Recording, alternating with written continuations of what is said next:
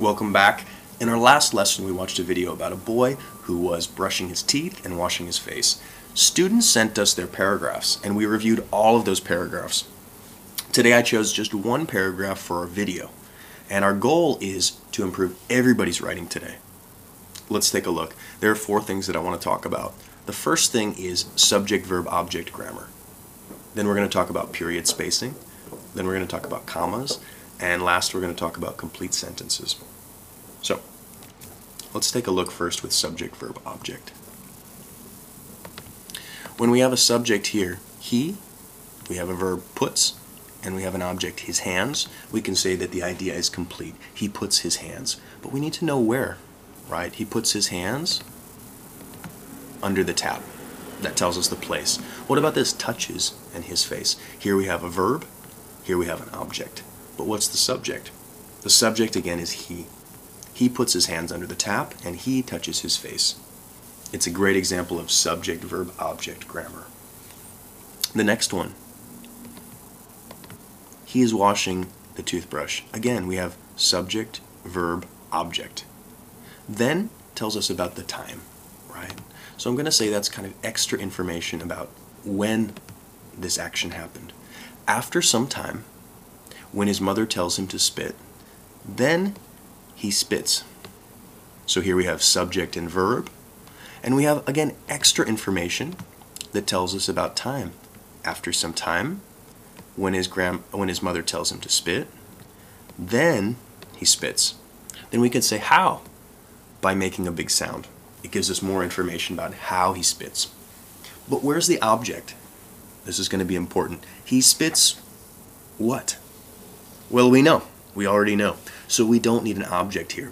In our lesson today, we're going to study different kinds of verbs. Some verbs need objects. Some verbs never use objects. So it's going to be important to keep thinking about that.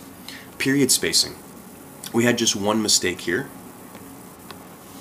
After a sentence is finished, the period should come directly with no space. But this student had a space here, so let's take out the space. Then we have one space after the period and a capital letter. So it's correct. Commas. Here we have, again, the same sentences. They're correct.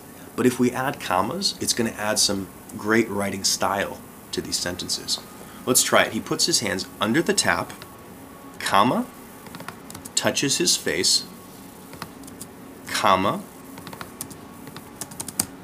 slowly picks up the toothbrush, comma, and tries to brush his teeth.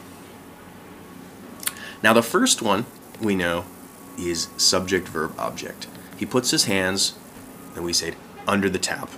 It tells us the place. But what about after that? Touches his face. What is the subject? Again, it's he. Picks up the toothbrush. What is the subject? It's he. Tries to brush his teeth. The subject is he. In every situation, the subject is he. So we don't need to repeat the subject. Instead, we can use commas because we're making a list of things that the boy did. The last thing is complete sentences. There were 2 sentences in the paragraph that were not complete. So let's look. He is not following the instructions. That's subject, verb, object. Here we have time. Immediately. As he is enjoying playing with the tap water in the basin. Now in this case, as tells us the reason. It's kind of because.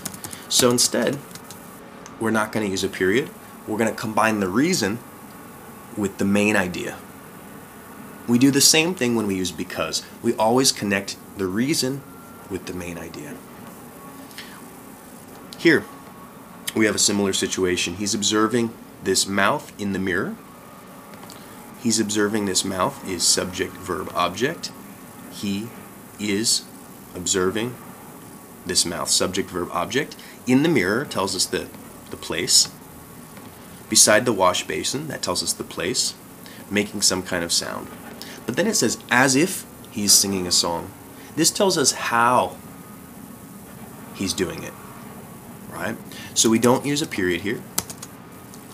It tells us more information about observing his mouth and making a sound. So we have to connect it. We're going to make one sentence. overall, this was a good paragraph. I had some comments that I hope help everybody, and I hope they help you prepare for the lesson today, because it's really important to understand subject, verb, and object, period spacing, commas, and complete sentences for today's lesson. All right, good luck.